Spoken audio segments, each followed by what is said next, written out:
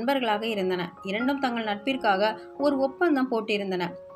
நீதான் என் உணவு என்றாலும் ஒருபோதும் உன்னை சாப்பிட மாட்டேன் என்றது சிங்கம். உனக்கென்ன ஆபத்து வந்தாலும் காப்பாற்றுவேன் என சத்தியம் செய்தது மான். அந்த மானை குருவாக கொண்டிருந்தது ஒரு சிறிய மான்குட்டி. இந்நிலையில் 4 நாட்களாக சிங்கத்தை காணாமல் பல இடங்களில் தேடி வந்தது மான்.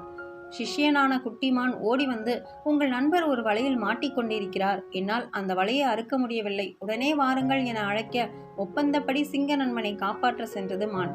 பலவீனமான குரலில், ஒரு வேடன் விரித்த வலைக்குள் மாட்டிக்கொண்டு 4 நாட்களாக தவிக்கிறேன், இன்னும் சிறிது நேரத்தில் அவன் வந்து விடுவான், அதற்குள் என்னை காப்பாற்று என்றது சிங்கம்.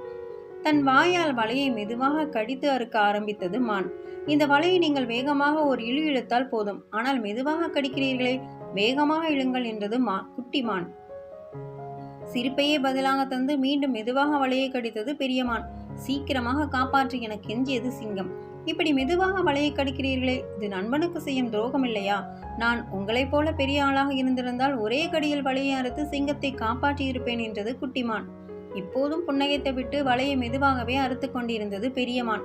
சற்று தூரத்தில் வேடன் வருவதை பார்த்ததும் வலையை வேகமாக ஒரு இழு இழுத்தது மான். வலையருந்து சிங்கம் ஒரு புறமும் மான்கள் இன்னொரு பக்கமுமாக தப்பித்து ஓடின. வேடனை பார்த்தவுடன் வேகமாக வலையை அறுத்தீர்களே, அதை முன்பே செய்திருக்கலாமே, எத்தனை முறை சொன்னேன், ஏன் வலையை மெதுவாக அறுத்தீர்கள் என கோபப்பட்டது குட்டிமான். குழந்தாய், வேகமாக ஒரே தடவை இழுத்து என்னால் வலையை அறுத்திருக்க முடியும், ஆனால் உள்ளே இருக்கும் சிங்கம் 4 நாட்களாக பட்டினி, என்னை மட்டும் சாப்பிட மாட்டேன் என்று மட்டுமே ஒப்பந்தம் போட்டிருக்கிறதே தவிர உன்னோடு அல்ல. வெளியே வந்த வேகத்தில் உன்னை சாப்பிட்டிருக்கும், அதனால்தான் வேடன் வரும் வரை வலையை மெதுவாக அறுத்தேன் என கூறி புன்னகைத்தது குருவான பெரியமான்.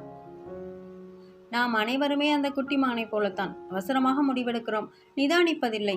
தான் நினைப்பதே சரி என்ற பிடிவாதம், இதெல்லாம் நமக்கே ஆபத்தாக வரும். அப்போது குருவானவரே நம்மை காப்பாற்றும் அல்லவர்.